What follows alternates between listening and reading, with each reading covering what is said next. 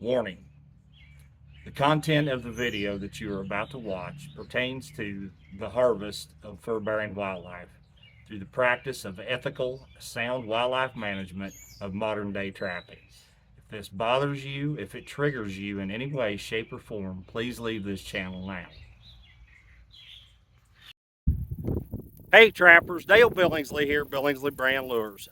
Guys, what I got for you today is kind of a unique and a special set. It works really well on Raccoon, Mink, and Otter. Will take its fair share of rats as well. Don't be surprised when a beaver shows up in it either. It's not anything that's real earth-shattering. It's not anything new. It's a very old set that's been around for a long time. But I do think it holds some merit.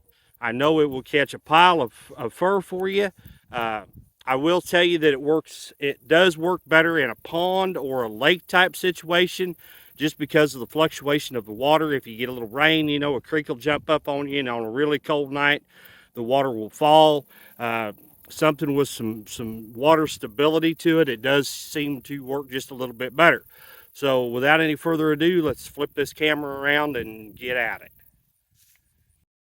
All right, guys, you can see we're on a pretty good sized pond here, man-made pond, and all I did was took my spade and I started cutting a trench, a trough, all the way around this hummock right here, all the way around that. So you've got an entrance and an exit.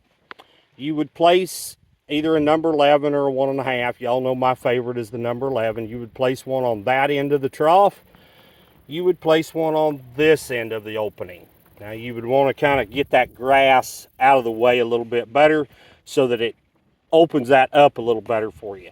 This set holds a tremendous amount of eye appeal to any coon, mink, or muskrat, otter coming through.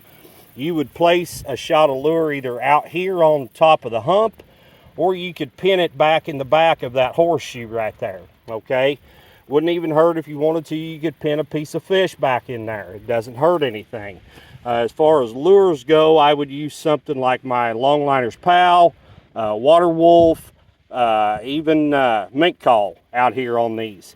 And I'm telling you guys, any coon or mink or otter that's coming down along this bank right here, once he sees that shined up mud and he smells the bait, smells the lure, he's not going to refuse to go through here, okay? He's going to come right through here.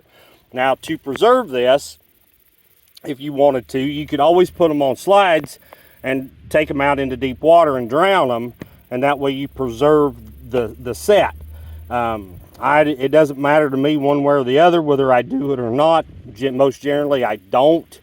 I don't run as many of these as what I probably should, just because I have the fish stake, you know, but and it is so much easier and faster. But if you're not allowed to use exposed bait in the state where you live and trap, this is a good set to use to get away from that, you know, that law.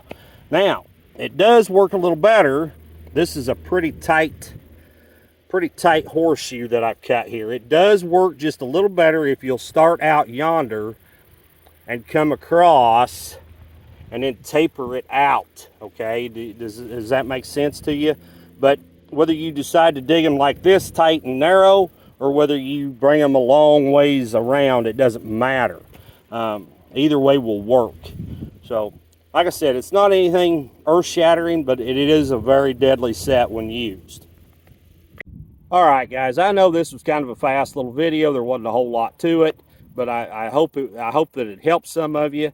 And I do appreciate y'all tuning in to watching. If you would please just hit that thumbs up for me. That's all I'm asking. Once again, this is Dale Billingsley with another one.